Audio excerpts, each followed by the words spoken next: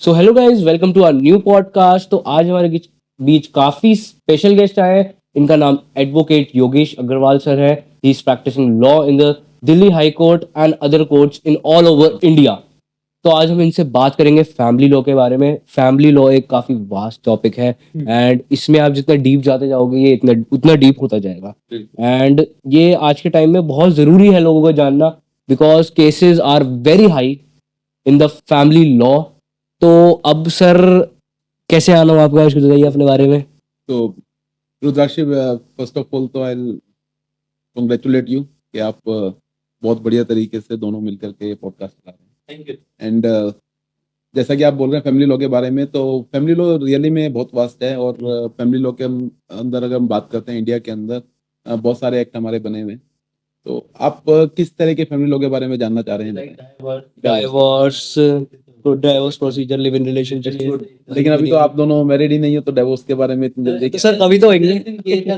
हमको आगे डाइवर्स लेना होता कुछ ऐसा बहुत जल्दी में, चलो कोई नहीं। सी देखो, डिवोर्स केसेस की अगर हम बात करते हैं इंडिया के अंदर, तो it's govern by the Hindu marriage act. और हिंदू मैरिज एक्ट के अंदर जब हम डिवोर्स की बात करते हैं, तो डिवोर्स लेने के दे आर सर्टेन प्रोसीजर। एक डिवोर्स वो होता है कि वो मैरिड कपल अपनी मर्जी से डिवोर्स लेना चाहता है, म्यूचुअल। जिसको हम म्यूचुअल डिवोर्स बोलते हैं। That is comes under the section 13 of the Hindu marriage act. अब वहां पर दोनों पार्टीज, दोनों हस्बैंड वाइफ की शादी होती है, और शादी होने के बाद दोनों को लगता है कि हम इकट्ठे नहीं रह सकते हैं। In that case they can go for divorce petition on the mutual consent. उसके अंदर सर्टेन कंडीशंस होती हैं। उसमें जो सबसे पहली कंडीशन है, उनको अलग रहते हुए एक पर्टिकुलर पीरियड हो जाना चाहिए। अच्छा। अब कई बार हम क्या गलती करते हैं, हम देखते हैं लोग शादी करते हैं और शादी के एक महीने में ही झगड़ा कर लेते हैं। डाइवोर्स और पढ़े लिखे लोग होते हैं, पढ़े लिखे लोग क्या कहते हैं, सर हमें वकीलों की जरूरत नहीं है, हम आपस में बैठ के सेटलमेंट कर लिए है। और पेपर बना कर ले आते हैं कि सर हमारी एक महीने पहले शादी हुई थी और अब हमें डिवोर्स चाहिए। तो मैं आपको बता देता हूँ आपके चैनल के माध्यम से, अगर कोई भी ऐसा कपल है जो म्यूचुअल कंसेंट पे भी डिवोर्स चाहिए उसको, तो मिनिमम जो पीरियड है वो 1 ईयर का है। 1 year। उसकी शादी को हो जाना चाहिए। अब ऐसा नहीं है कि आप शादी के एक महीने बाद आकर के डिवोर्स मांग रहे हो और कोर्ट आपको ग्रांट कर देगी। तो ये मिनिमम कंडीशन है। अब इसके बाद भी they are certain other condition जिनको आपको पूरा करना पड़ेगा। Thereafter court will grant you divorce. तो म्यूचुअल कंसेंट की डिवोर्स की तो मैंने जो बात करी वो आपको बता दिया है कि कुछ कंडीशंस हैं। इसके अलावा अब कई बार ऐसा होता है कि शादी होती है एंड हस्बैंड वाइफ का आपस में नहीं चलता है, नहीं बनता है। बहुत सारे कारण हो सकते हैं, उनका टेम्परामेंटल डिफरेंसेस हो सकते हैं, बहुत सारे कारण हो सकते हैं। तो इन दैट कंडीशन दोनों में से कोई भी जाकर के कोर्ट से डिवोर्स मांग सकता है। बट कोर्ट से डिवोर्स किस कंडीशन पे मांग रहा है, या सर्टेन कंडीशन किस कारण से डिवोर्स मांग रहा है, वो कारण पता होना चाहिए। और वो कारण आपकी डिवोर्स पिटीशन के अंदर होना चाहिए। मोस्टली जो देखा गया है, वो जो कारण होता है वो क्रूरलिटी होता है। That is comes under Hindu marriage act section 13(1)(IA). That is a section जो लगता है क्रूरलिटी के अंदर। क्रूरलिटी का मतलब क्या है कि हस्बैंड आया है कोर्ट के अंदर और वाइफ से डिवोर्स मांग रहा है, कह रहा है कि मेरी वाइफ का जो बिहेवियर है दैट इज क्रूअल। अब क्रूअल बिहेवियर को अगर हम बात करते हैं, तो क्रूअल बिहेवियर का बहुत वास्ट एरिया है। लेट्स से आप कहोगे सर क्रूअल का मतलब क्या है? हाँ, जालिम ही हो गया। हाँ, जालिम होना। लेकिन कैसे, कैसे क्रूअल को हम मार डिफाइन पिटाई, करेंगे? बिहेवियर ऐसा रूड होना, आपने बोला मार पिटाई। तो क्रूअल बिहेवियर का जो डेफिनेशन है ये बहुत वास्ट है। इसके अंदर क्रूअल का मतलब है कि उसका जो बिहेवियर है एज ए वाइफ या एज ए हस्बैंड अच्छा नहीं है अपने पार्टनर को लेकर। तो क्रूअल बिहेवियर आपका अब्यूजिंग भी हो सकता है, फिजिकल भी हो सकता है बिहेवियर क्रूअल, इमोशनल भी हो सकता है। मतलब एक पर्सन वैसे तो क्रूअल नहीं है, लेकिन इमोशनली क्रूरलिटी करता है। इमोशनली क्रूरलिटी का मैं आपको एग्जांपल देता हूँ। लेट्स से एक कपल है। अब हस्बैंड टॉयलेट के अंदर गया और बाहर से वाइफ ने कुंडी लगा दी। होता है ऐसा, ऐसे केसेस है। और वो 1 घंटे तक टॉयलेट के अंदर बंद है। अब देखो इसके अंदर क्रूरलिटी क्या है। अब ये इमोशनली उसको एक तरीके से क्रूरलिटी करी जा रही है। या फिर एक वाइफ है, अब वो मैरिड होके आई है, हस्बैंड उससे बात ही नहीं करता है। अच्छा, इमोशनल। ये इमोशनल क्रूरटी। थर्ड होती है इसके अंदर क्रूरटी जो होती है फाइनेंशियल क्रूरटी होती है कि हस्बैंड को अपनी वाइफ को मेंटेन करने का पूरा वो होता है, लेकिन वो जा करके उसको फाइनेंशियली क्रूरटी करता है, उसको पैसे नहीं देता है, उसको छोटी छोटी चीजों के लिए तरसाता है, तो ये भी क्रूरटी। तो दे आर सर्टेन क्रूरटी। अब अगर आप कोई भी हस्बैंड या वाइफ कोर्ट में जाता है और ये बोलता है कि मेरे हस्बैंड या मेरे वाइफ जो है वो क्रूअल बिहेवियर की है, तो उसको क्रूरटी लिखनी पड़ेगी उस पिटीशन के अंदर और बताना पड़ेगा कैसे वो कैसे क्रूरटी, टाइप्स ऑफ क्रूरटी। काफी सारी तो मैंने आपको बताया इसके अंदर क्रूरटी जो फिजिकल भी हो सकती है, इमोशनल भी हो सकती है, फाइनेंशियल भी हो सकती है, फाइनेंशियल भी। मेंटल भी हो सकती है, बहुत सारी तरह की क्रूरटी वो आप उसके अंदर बता सकते हैं किस तरह की क्रूरटी। मतलब कई बार तो हस्बैंड ये बोलते हैं भाई मेरे माँ बाप को ये अच्छे से खाना पीना नहीं देती है, दिस इज ऑल्सो क्रूरटी। क्योंकि एक बेटा जो है वो एक्सपेक्ट करता है कि मैं शादी करके आया हूँ, मेरी वाइफ जो है मेरे माँ बाप का ध्यान रखेगी। अगर वो ध्यान नहीं रखती है तो वो भी क्रूरटी है। तो क्रूरटी के बेस पे डिवोर्स ले सकते हैं, डिजर्शन के बेस पे डिवोर्स मांग सकते हैं। डिजर्शन का मतलब है अलग होना। अब कई बार मैंने ऐसा देखा है कि लोग शादी कर लेते हैं, आपस में नहीं बनती है और वो अलग रहना शुरू कर देते हैं। डिवोर्स नहीं लेते हैं बट अलग रहना शुरू कर देते हैं। और अगर ये अलग रहते हुए पीरियड उनको 2 साल से ज्यादा हो जाता है तो उसको हम डिजर्शन के बेस पे भी हस्बैंड या वाइफ कोर्ट जा करके डिवोर्स 2 साल के बाद आफ्टर 2 साल से अलग रहना का टाइम होना चाहिए। मतलब ऐसा हो कि आप वाइफ जो है वो हस्बैंड को छोड़ के चली गई है, 2 साल हो गए हैं, बात भी नहीं कर रही है, कोई मिलना नहीं है, कोई जुलना नहीं है, कोई किसी भी तरह कांटेक्ट नहीं है, तो अब हस्बैंड जा करके या वाइफ जा करके कोर्ट में डिवोर्स मांग सकती है। देखो जी 2 साल हो गए हैं, 2 साल से हम अलग रह रहे हैं, अब हमें डिवोर्स दे दीजिए। तो सर अगर सामने वाला हस्बैंड की वो ना हो, मेरे को नहीं चाहिए divorce। हाँ, तो वो कंटेस्ट करेगा और बताएगा कि भाई इसको क्यों डिवोर्स नहीं दिया जाए। अपोजिट पार्टी कंटेस्ट करेगी। इसको मैंने बताया 2 तरह के डिवोर्स हैं, म्यूचुअल और कंटेस्टेड। अब यहाँ पर जो मैंने कंडीशंस बताई हैं, अगर क्रूरटी के बेस पे डिवोर्स डाल दे कोई पार्टी, तो अपोजिट पार्टी को बताना होगा देखो ऐसा कुछ भी नहीं है, जो ये पिटीशन लेके आए हैं पूरी झूठी है और ऐसी कोई क्रूरटी मैंने इसके ऊपर नहीं करी है। तो वो अपने फैक्ट्स के अंदर रखेगा। देन कोर्ट का काम होता है, गवाहियां होती हैं इसके अंदर, एविडेंसेस होते हैं, डॉक्यूमेंट्री एविडेंसेस दिया जाते हैं, उसके बाद कोर्ट डिसाइड करती है कि इसको डिवोर्स दिया जाए या ना दिया। इसके अलावा भी टाइप्स हैं जो कंडीशंस होती हैं जिसके अंदर अगर इंसैनिटी आ गई है किसी एक पार्टनर को, आफ्टर मैरिज इंसैनिटी है, मतलब वो पागल हो गया है, तो अपोजिट पार्टनर जाकर के डिवोर्स मांग सकता है। या कोई ऐसी बीमारी लग गई है जो फैल सकती है, कोई ऐसी स्किन डिजीज हो गई है जो आपस में एक दूसरे को फैल सकती है, तो ऐसी कंडीशन में भी डिवोर्स दूसरा पार्टनर जाकर के कोर्ट से डिवोर्स मांग सकता है। जी। अगर कोई जैसे मैरिड कपल आया एंड उसकी वाइफ, हस्बैंड उसकी वाइफ उसके मदर फादर पे थोड़ी क्रूरलिटी कर रही है, उसके मदर फादर को मतलब उनको हिट कर रही है, तो उसके ऊपर क्या? क्रूरटी के बेस के ऊपर ये भी डिवोर्स cruelty बनता है। अगर वाइफ आकर के देखो, मदर फादर को लेकर के जो ये चीजें हैं आज की डेट में बहुत बढ़ गई है। और मैं बताता हूँ आपको, ऐसे कुछ केसेस मेरे पास भी आए हैं जहां पर मैरिड कपल जो है, इवन जो आपने लड़की के बारे में बोला, कई बार तो ऐसा भी देखा गया कि बहू के साथ मिलकर लड़का भी अपने बूढ़े बूढ़े माँ बाप को परेशान करता है। अच्छा, हाँ, ऐसे बहुत सारी चीजें देखने में आई हैं। तो ऐसी कंडीशंस के अंदर जो ऐसे बूढ़े माँ बाप हैं उनके पास राइट्स हैं, देयर आर सर्टेन राइट्स जो वो कोर्ट में जाकर के इन्वोक कर सकते हैं। सबसे पहली चीज, ऐसे माँ बाप अगर उनकी उनकी खुद की प्रॉपर्टी में वो हस्बैंड वाइफ रह रहे हैं, ऐसे उनके लड़का और बहू रह रहे हैं, सबसे पहले तो उस प्रॉपर्टी से उनको वो निकाल सकते हैं। अच्छा उनको डिस्पोजेस करवा सकते हैं, उनको एविक्शन सूट डाल करके उस प्रॉपर्टी से निकाल सकते हैं। सबसे पहला राइट जो बनता है वो ये बनता है, क्योंकि प्रॉपर्टी जो है उनके माँ बाप की है और सबसे पहला राइट उसमें उनका रहने का है। शादी कराई बच्चे की, इसका मतलब ये नहीं है कि वो बहू आने के बाद उसको परेशान करना शुरू कर। सही बात तो ऐसी कंडीशन के अंदर वो एविक्शन के लिए जा सकते हैं दोनों। अगर अगर मदर फादर करें, मतलब मदर फादर बहू भी बहू के साथ करें, हाँ, मदर फादर बहू के साथ करे, तो इसके अंदर एक डोमेस्टिक वायलेंस एक्ट हमारा बना हुआ है 2005, जिसका सेक्शन 12 है, जहां पर जाके बहू अपने मदर फादर हस्बैंड या एनी फैमिली मेंबर, जो भी उसके मैट्रिमोनियल होम में कोई भी फैमिली मेंबर रहता है, उसके खिलाफ जाकर के मजिस्ट्रेट के पास शिकायत कर सकती है। ये स्पेशल एक्ट बनाया गया है only for female, that is only for females. अब फीमेल्स का मतलब यहाँ पर खाली बहू से नहीं है, वो घर की कोई लेडी, जवान लड़की भी हो सकती है, कोई लेडी भी हो सकती है, बहू भी हो सकती है। और डोमेस्टिक वायलेंस एक्ट को बनाने का पर्पज ये था कि जो घरों के अंदर फीमेल्स के साथ जो जाती होती थी उसको रोकने के लिए ये एक्ट बनाया गया। तो यहाँ पर सर्टेन रिलीफ्स है जो कोर्ट उनको देती है, जैसे रेजिडेंस ऑर्डर है, कई बार ऐसा देखने में आया है कि बहू को माँ बाप के द्वारा ऐसा फोर्स किया जाता है कि आप इस घर से निकल जाओ, जी उसको रहना मुश्किल कर देते हैं। Yes, sir. तो वहां पर रेजिडेंस ऑर्डर मिल जाता है, प्रोटेक्शन ऑर्डर मिलता है कि इसके साथ बदतमीजी ना करी जाए, इसको किसी भी तरीके से छेड़ा ना जाए, इसको हाँ जी, कोई गाली गलौज ना करी जाए, बिल्कुल। ऐसा प्रोटेक्शन ऑर्डर देते हैं। तो दे आर सर्टेन रिलीफ जो इस तरह की पिटीशन के अंदर जाकर के लड़की डोमेस्टिक वायलेंस एक्ट के अंदर मांगती है। हाँ बिल्कुल। तो like, पहले रूमर्स फैलाते हैं और बाद में वो चीज सच भी बन जाती है। जैसे हार्दिक पांड्या के केस के अंदर हमें देखने में मिला है सर, पहले ऐसा बोला गया कि ये रूमर्स थे, हाँ, खाली उन्होंने अपने आप को लाइमलाइट में लाने के लिए इस तरह के रूमर्स फैलाए। उनकी पीआर टीम ने की है। हाँ, पीआर टीम ने करा, लेकिन बाद में ये रियलिटी में भी कन्वर्ट होता हुआ दिखाई दिया। तो सोसाइटी के अंदर देखो अवेयरनेस बढ़ रही है, अवेयरनेस के बहुत सारे फायदे भी होते हैं और नुकसान भी होते हैं। बिल्कुल। और जैसे जैसे हमारा सोशल मीडिया आगे फास्ट ग्रोइंग चल रहा है, तो इस सोशल मीडिया में फेमस होने के लिए मैंने देखा है लोग कुछ भी करने को तैयार, बिल्कुल कुछ भी करने को तैयार, बिल्कुल। किसी भी हद से वो पार करने के लिए तैयार हो जाते हैं।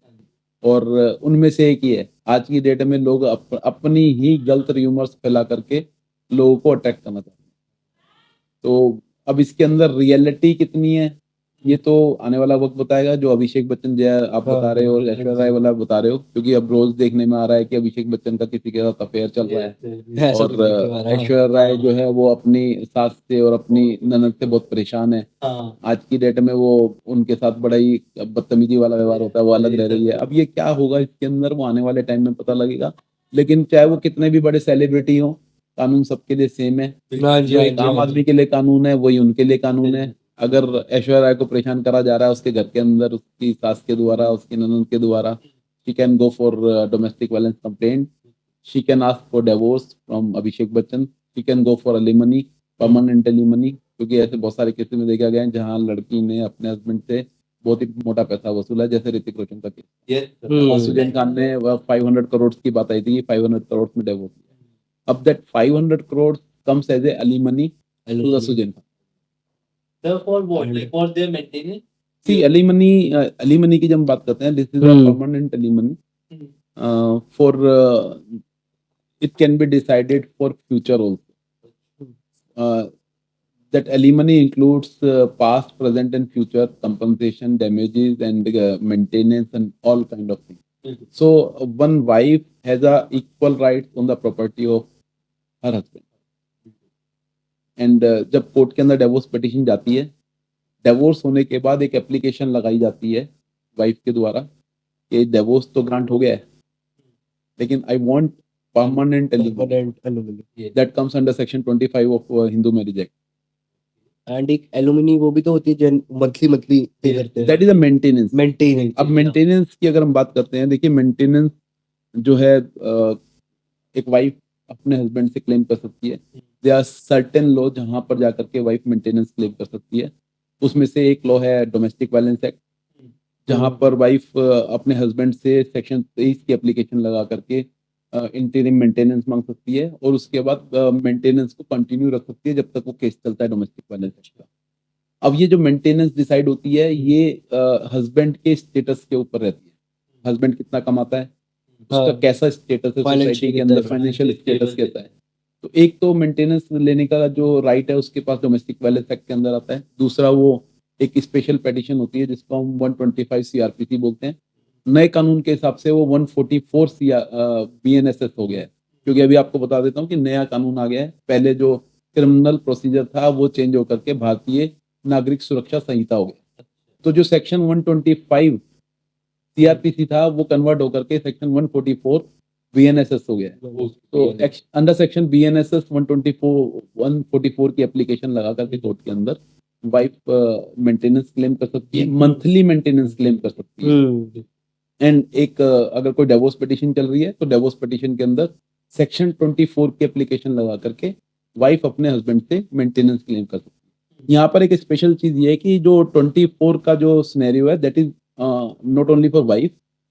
24 की एप्लीकेशन के अंदर हस्बैंड भी अपनी वाइफ से मेंटेनेंस क्लेम कर सकता है अगर वाइफ कमाती है। हस्बैंड के लिए मेंटेनेंस मांगने का खाली एक सिंगल राइट है, वो है डिवोर्स पिटीशन के अंदर। अगर हस्बैंड ने या वाइफ ने डिवोर्स पिटीशन फाइल करी है कोर्ट के अंदर और उस डिवोर्स पिटीशन के अंदर ऐसा लगता है कि भाई वाइफ ज्यादा कमाती है या वाइफ कमाती है हस्बैंड कुछ करता ही नहीं है, तो उस डिवोर्स पिटीशन के अंदर 24 की एप्लीकेशन लगा करके हस्बैंड भी अपनी वाइफ से मेंटेनेंस, मंथली मेंटेनेंस मांग सकता है अपने आप को मेंटेन करने के लिए। लेकिन मैंने काफी रेयरली रेयर हाँ, रेयरली होता है। देखिए हमारे समाज के अंदर ये चीजें रेयरली होती हैं हाँ। क्योंकि एक टैबू भी है, एक ऐसा टैबू है कि लड़का कैसे मांग लेगा मेंटेनेंस, वही लेकिन तो। But it is there, like कानून के अंदर ये प्रावधान है। अगर कोई ऐसी कंडीशन आती है तो हस्बैंड भी अपनी वाइफ से मेंटेनेंस क्लेम कर सकता है, पूरा राइट पूरा राइट है। सर लेकिन देखिए अगर हम बात करते हैं जनरल, एक उस पर बात करते हैं क्योंकि हाँ। बहुत सारे केसेस ऐसे आते हैं मेरे पास जहां पर हस्बैंड आता है कोर्ट के अंदर, हम्म, वाइफ मेंटेनेंस मांगती है और हस्बैंड कहता है मैं तो कुछ करता ही नहीं, अच्छा डूइंग नथिंग। बच्चे भी हैं, वाइफ है, वो ऑलरेडी उनको छोड़ चुका है, वो अपने पेरेंटल होम में रह रही है वाइफ बच्चों को लेकर के, हस्बैंड अपने घर पे मौज ले रहा है। और हमारे इंडिया के अंदर आईटीआर हम जनरली देखें, बिजनेसमैन होते हैं या कोई फ्रीलांसर होते हैं, वो आईटीआर नहीं फाइल करते, जनरली आईटीआर नहीं फाइल करते। Yes. तो it is very difficult to prove कि एक बंदा काम कर रहा है। तो यहाँ पर हाई कोर्ट और सुप्रीम कोर्ट की दे आर सर्टेन जजमेंट जो ये बोलती हैं कि मेंटेनेंस को बांधने के लिए कोर्ट को हमेशा खाली इनकम ही नहीं देखनी होती, अच्छा they are certain other factors. वो अदर फैक्टर्स क्या है कि उसके पास क्या गाड़ी है। हम्म, अब एक लड़का ये तो बोल रहा है कोर्ट में आकर के कि भाई मेरी तो कोई कमाई ही नहीं है, और गाड़ी है बट गाड़ी मेंटेन करता है, हाँ। कौन सा फोन रखता है, कहाँ रह रहा है, हम्म, पेरेंट्स का होम जो है वो कैसा है, ठीक है, कैसा लाइफस्टाइल मेंटेन कर रहा है। तो ये सारे फैक्टर कोर्ट देखती है इसके अंदर मेंटेनेंस को डिसाइड करते हुए। अब इन सारे फैक्टर के बाद भी अगर लड़का आकर के बोलता है मैं कुछ नहीं कर सकता है, तो कोर्ट ये मानती है कि आज की डेट में मिनिमम वेजेस एक्ट के अंदर अगर एक लेबर भी है हमारे देश के अंदर, दिल्ली की अगर बात करते हैं, एक लेबर भी है, रोड पे जो लेबर काम करती है, उसकी भी पर डे की कमाई जो है वो 800 से 900 रुपए है। इट मीन वो 22,000 रुपीज महीना कमाता है। हाँ। तो किसी भी लड़के की ये प्ली कोर्ट में जाकर के कि मेरे को मेंटेनेंस नहीं देनी पड़ेगी, मैं जाके कोर्ट में बोल दूंगा मैं नहीं कमाता हूँ, वो नहीं चलेगी। कोर्ट उसको मिनिमम वेजेस के हिसाब से तो बिलीव कर ही लेगी ना कि भाई इतना तो अगर तू काम करेगा, इतना तो तेरे को लेबर करके भी कमा सकता है। और अगर वो स्किल्ड है तो स्किल्ड के हिसाब से उसको मेंटेनेंस डिसाइड, ज्यादा मिलेगी, उसकी क्वालिफिकेशंस भी क्वालिफिकेशन भी देखी जाएगी। किसी के खाली बैठने से ऐसा नहीं है कि कोर्ट ये बोल देगी भाई तेरे को मेंटेनेंस नहीं देनी पड़ेगी। देनी ही पड़ेगी। इसके रिगार्डिंग मेरे दिमाग में एक क्वेश्चन, बताओ। अब ये थे हार्दिक पांड्या का डाइवर्स थी सर, मैं काफी सोशल मीडिया पे काफी न्यूज आई थी कि उन्होंने अपनी मदर के नाम प्रॉपर्टी कर दी। सारी प्रॉपर्टी उसकी मदर के नाम थी, तो उसकी बीवी को कुछ मिला नहीं। तो सर मतलब देखो ये दोनों चीजें हो सकती हैं, मतलब ऐसा मैं कहूँ कि ऐसा नहीं हो सकता, ऐसा हो सकता है क्योंकि फैमिली के अंदर कई बार हम रहते हैं और प्रॉपर्टी जो होती है वो माँ बाप के नाम होती है जब जनरली लड़का शादी करता है, और ऑब्वियसली उसके माँ बाप के नाम ही होती है प्रॉपर्टी। लड़का अपना लाइफ स्टार्ट करता है, वो जॉब करना शुरू करता है या बिजनेस शुरू करता है, इट विल टेक टाइम उसको पैसा इकट्ठा करने में, प्रॉपर्टी बनाने में। और इन केस अगर उसकी शादी होती है और उसकी वाइफ से नहीं बनती है और डिवोर्स की तरफ जाता है, तो वो उसके माँ बाप की प्रॉपर्टी में से तो लड़की क्लेम नहीं कर सकती। बिल्कुल ठीक है। अब लेकिन इसको अब दूसरा पहलू देखें, क्योंकि अगर वो माँ बाप की प्रॉपर्टी में से क्लेम नहीं कर सकती है, लेकिन मैंने फिर बोला मेंटेनेंस के अंदर ये लिखा गया है कि उसको सेम लाइफस्टाइल Same जीने का lifestyle। अधिकार है। अब अगर उसका मैट्रिमोनियल में ऐसा है जहां पर वो एक बड़े ही अच्छे तरीके से जी रहे हैं, उनका लाइफस्टाइल बहुत हाई स्टैंडर्ड का है, और लड़की को डेजर्ट कर दिया, लड़की को उन्होंने घर से निकाल दिया। अब ऐसा नहीं कि वो आ करके लड़की सेम लाइफस्टाइल क्लेम नहीं कर सकती, वो सेम लाइफस्टाइल क्लेम कर सकती है, मेंटेनेंस मांग सकती है। जो यहाँ बात कर रहे हो आप परमानेंट अलीमनी की बात कर रहे हो, परमानेंट अलीमनी माँ बाप की प्रॉपर्टी में से नहीं ली जाती, नहीं ली जाती। लेकिन मेंटेनेंस मेंटेनेंस क्लेम कर सकता है, Claim। सेम लाइफस्टाइल को वो क्लेम कर सकता है। अब वो लड़का कहाँ से ले आएगा सेम लाइफस्टाइल उसको, वो उसको देखना है, कोर्ट ने ऑर्डर कर देना है। अगर वो नहीं मेंटेन करेगा तो कोर्ट उसको जेल में डाल देगी, जेल हो जाती है। हाँ जेल हो जाएगी बिल्कुल। अगर कोई मेंटेनेंस कोर्ट से अलाउड हो जाती है और हस्बैंड उस मेंटेनेंस को वाइफ को नहीं देता है पर मंथ, तो हर महीने की मेंटेनेंस के ऊपर 1 महीने की जेल है।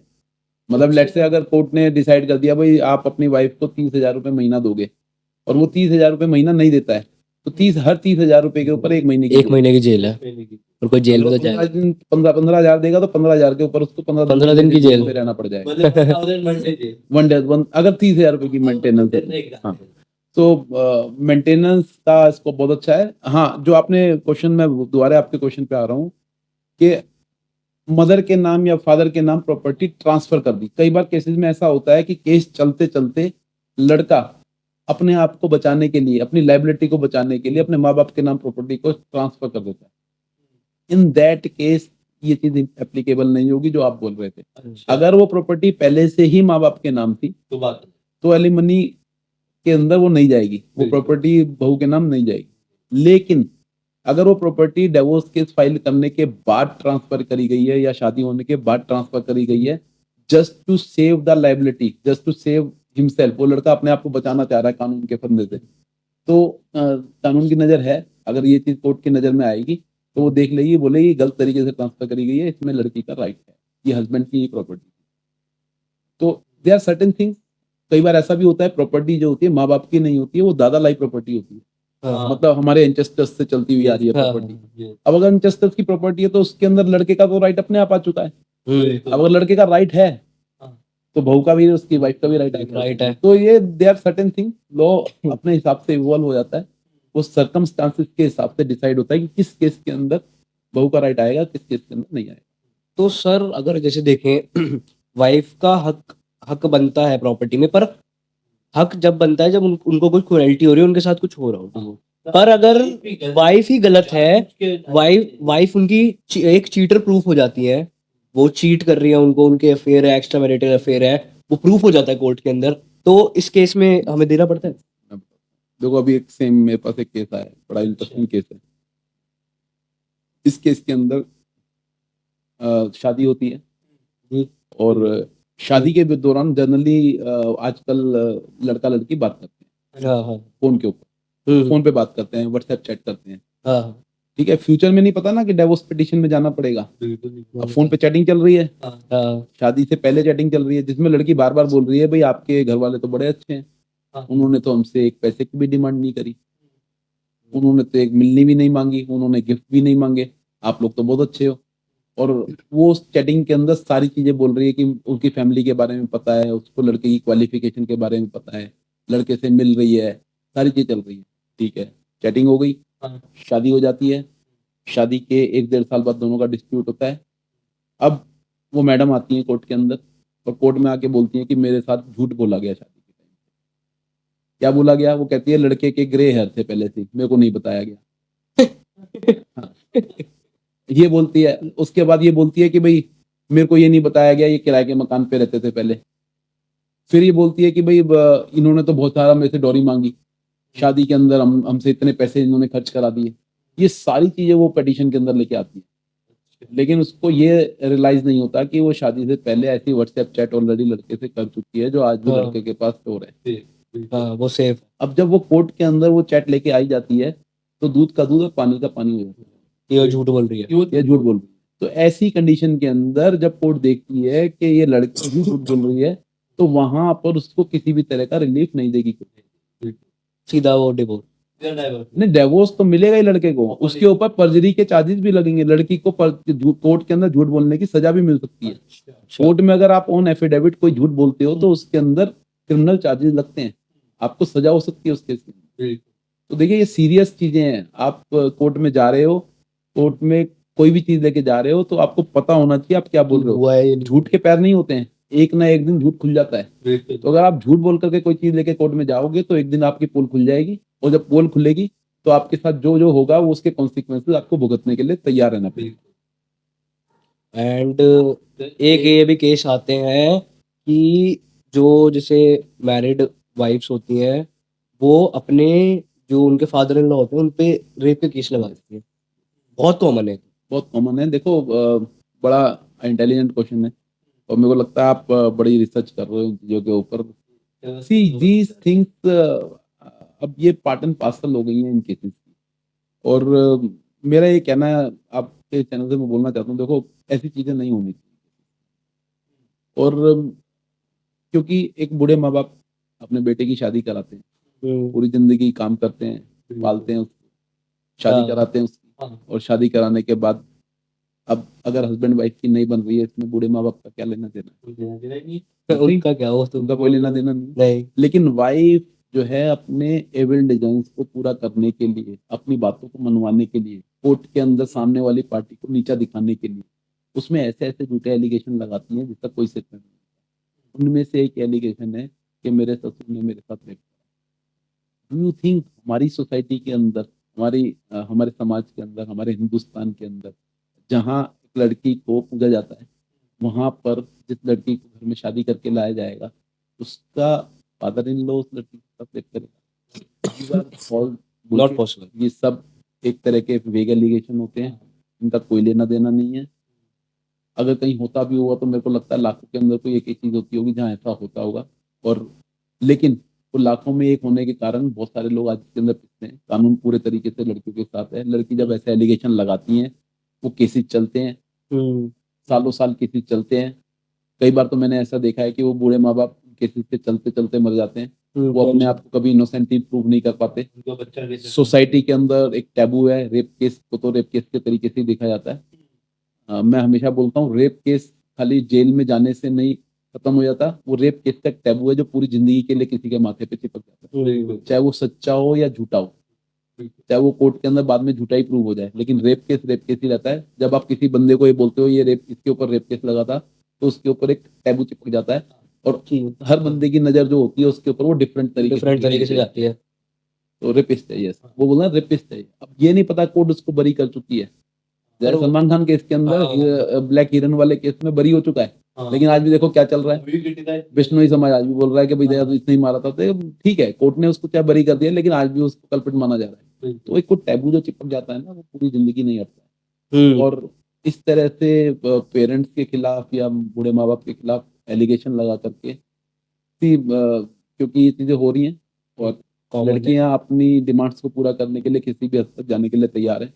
कोर्ट भी समझती है, मजिस्ट्रेट भी समझता है, जज भी समझ रहा है, वकीलों को भी समझ में आ रहा है जो खड़े हैं क्या हो रहा है। बट क्योंकि सब कुछ प्रोसीजर के ऊपर है, सब कानून से बंधे हुए हैं। जो कानून में लिखा है प्रोसीजर फॉलो होगा। अगर एक झूठा एलिगेशन लग गया है, उसको झूठा प्रूव करने के लिए सालों लग जाते हैं, बिल्कुल सालों लग जाते हैं। और जितने साल वो केस चलेगा इतने दिन तक उसको सोसाइटी में वो सोसाइटी के अंदर वो टैबू लेकर जीना पड़ेगा। भाई इसकी बहू ने इसके ऊपर रेप का केस। और सर इससे अब मतलब हम बच्चे कैसे तो मैं वही क्वेश्चन है, बचना बच कैसे सकते हैं? देखो, लग गया तो बचने का तो एक ही तरीका है। अगर शादी होती है लड़के की, शादी के बाद बहू आई और तुम्हें लगता है यार ये तो इसका जो बिहेवियर अच्छा नहीं है, ये लड़की ठीक नहीं है और ये फ्यूचर में हमें समस्या कर सकती है, तो बचने का एक ही तरीका है कि उससे अलग हो जाए। उस घर में ही रहो मत जहाँ वो हस्बैंड वाइफ रहते हैं। क्योंकि अगर आप सेम घर में रहोगे तो फ्यूचर में एलिगेशन आएंगे, you have to face the consequences. आपको कोर्ट भी जाना पड़ेगा, अपने आप को बेगुनाह भी साबित करना पड़ेगा। बिल्कुल। हाँ, अगर आप उस प्रॉपर्टी में रहते ही नहीं हो जहाँ वो हस्बैंड वाइफ रह रहे हैं, फिर कैसे केस लगा? वो तो पॉसिबल ही नहीं है। क्योंकि वो बेनिफिट इस चीज का उठाते हैं, भाई हस्बैंड मेरा घर पे चला गया जॉब करने, पीछे से मेरे फादर इन लॉ थे, उन्होंने मौका देखा, वो कमरे में घुस गए, मेरे साथ रेप कर दिया, इस तरह के एलिगेशन। तो इससे बचने का एक ही तरीका है कि आप अगर ऐसा लग रहा है कि ऐसा कोई डिस्प्यूट चल रहा है हस्बैंड वाइफ, तो माँ बाप को मेरी सलाह है ये, या तो उनको घर से निकाल दें, नहीं तो वो खुद घर से मूव कर दें कि इधर उधर होकर रहें। बिल्कुल। ताकि इस मैंने तरह के डिवोर्स allegation- केसेस में ये भी देखा है, लड़के को बेदखल कर देते हैं एंड देन फिर वो प्रॉपर्टी क्लेम नहीं कर सकते तो बच जाते हैं प्रॉपर्टी। ये ऐसा होता नहीं है। प्रॉपर्टी अगर मैंने आपको बताया, प्रॉपर्टी में वही तीनों चीजें इंप्लीमेंट होगी। अगर माँ बाप की प्रॉपर्टी है तो चाहे कुछ भी कर ले, लड़की क्लेम ही नहीं कर सकती। अगर एंचेस्टर प्रॉपर्टी है, आप किसी को बेदखल भी करते रहो, फर्क ही नहीं पड़ता कुछ। अच्छा नहीं पड़ेगा प्रॉपर्टी पे तो सेम लॉ है, ऐसा कोई नहीं है। सब ठीक है, वो एक प्रोसीजर बना हुआ है कोर्ट में दिखाने के लिए, देखो जी हमने तो अपने लड़के को बेदखल कर दिया था, इसका कोई लेना देना नहीं है। उनके बोल देने से कुछ नहीं होगा। There are certain procedure. अगर उनको बेदखल करना है, खाली अखबार में निकालने से बेदखल नहीं होता है, इंजंक्शन सूट डालना पड़ता है। जा सकते हैं, जो मैंने इविक्शन सूट बोला वो डालें कोर्ट के अंदर, जाकर के बोले भाई हमारे लड़के और बहू का बिहेवियर अच्छा नहीं है, हम इनको नहीं रखना चाहते। कोर्ट में एविडेंस होगा, डिसाइड हो जाएगा उनके फेवर में, तो ठीक है, उनको कुछ नहीं देना पड़ेगा। चाइल्ड कस्टडी की जब हम बात करते हैं, शादी के बाद जब हस्बैंड वाइफ का डिवोर्स प्रोसीडिंग चलती है, डिस्प्यूट होता है, तो उसमें जो सबसे ज्यादा पिसने वाला जो प्राणी होता है वो बच्चा होता है। हमने बूढ़े माँ बाप की बात करी, बूढ़े माँ बाप इतना नहीं पिसते हैं, मेरे को लगता है उसमें सबसे ज्यादा जो पिसने वाला प्राणी होता है वो बच्चा होता है। क्योंकि उसकी बच्चा अभी फेस होती है, वो अभी मिट्टी की तरह है, उसको पता ही नहीं है क्या चल रहा है। ठीक है, झगड़ा कर रहे हैं माँ बाप, और उसका जो साइकोलॉजिकल इफेक्ट आ रहा है वो आ रहा है बच्चों पे। और वहां ना एक खींचातान शुरू हो जाती है, बच्चे को टूल बना देते हैं अपनी लड़ाई को पूरा करने के लिए। जैसे वो आपने बोला ना कि रेप केस, जैसे रेप केस को टूल बनाया जाता है अपने इविल डिजाइन्स को पूरा करने के लिए, सेम कस्टडी को भी एक तरीके से एक टूल बना दिया गया है। अच्छा। अब चाहे वो वाइफ को इमोशनली अटैचमेंट है बच्चे से या नहीं है, उसको ये है मैं बच्चा खींच के ले जाऊंगी अपने पास और इस बच्चे के चक्कर में ये आएंगे और मेरे से सेटलमेंट करेंगे, मेरे को पैसे देंगे। तो उसी जो आप बोल रहे हो कि वाइफ के पास कस्टडी रहती है, ऐसा इसलिए है क्योंकि जनरली जो होते हैं हस्बैंड काम करने के लिए घर से बाहर निकल जाते हैं, बच्चे पूरे दिन माँ के पास रहते हैं। और अगर वो डिस्प्यूट जो है वो शादी के विद इन 5 ईयर्स या विद इन 7 ईयर्स आया है तो बच्चा छोटा होता है उस टाइम, 4-5 साल का होता है। और 4-5 साल के बच्चे को तो देखो मदर की ज्यादा रिक्वायरमेंट होती है, हमारा लॉ भी कानून भी यही कहता है कि 5 साल तक जो नेचुरल गार्जियन है वो मदर है, बट आफ्टर 5 ईयर्स जो राइट है वो फादर का ज्यादा आ जाता है क्योंकि फादर उसका वेलफेयर ज्यादा अच्छा कर सकता है। अब जो कस्टडी की बात है, कस्टडी का जो केस है वो एक बड़ा टेक्निकल केस है और इसके अंदर कोर्ट को बच्चे का वेलफेयर डिसाइड करना होता है।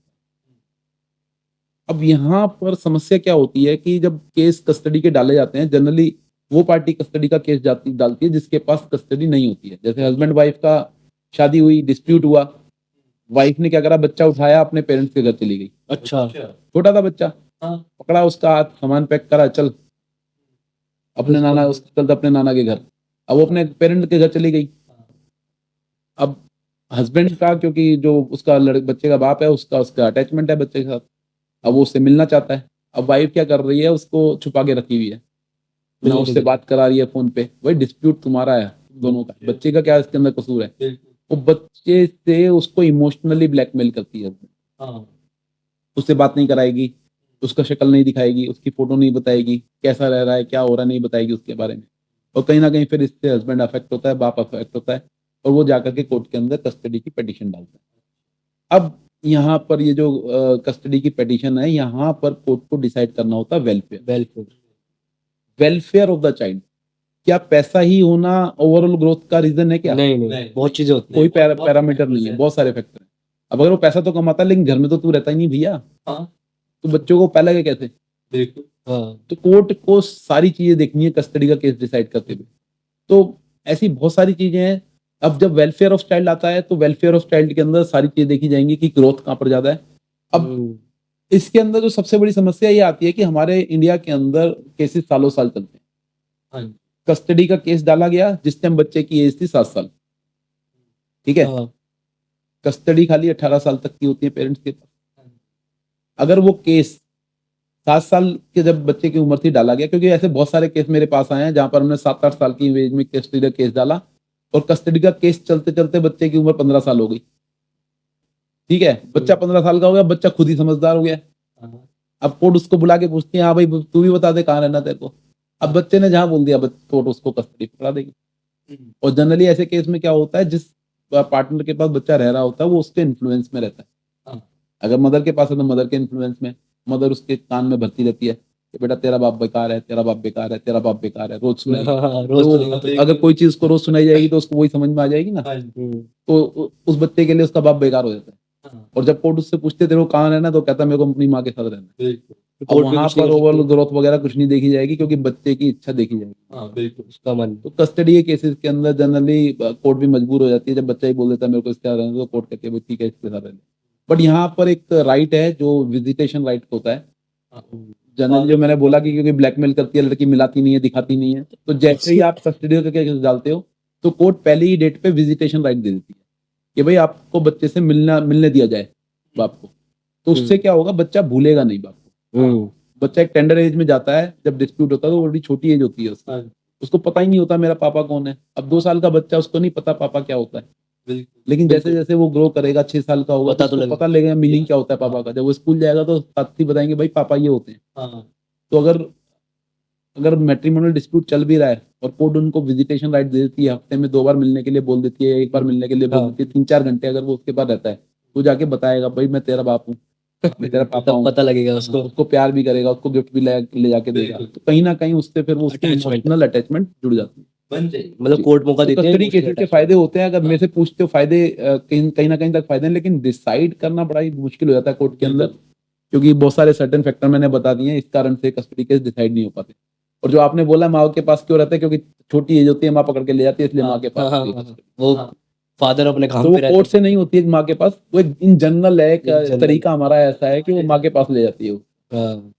सर आपने काफी सारी चीजों के बारे में बताया, Knowledge- काफी नॉलेजेबल पॉडकास्ट हो गया आज। तो सर, आप आपकी यूथ, आज की जनरेशन जो आज इन चीजों से सफर कर रहे हैं, जो तो- पेरेंट्स सफर कर रहे हैं, उनको आप आज क्या एडवाइस देना चाहेंगे?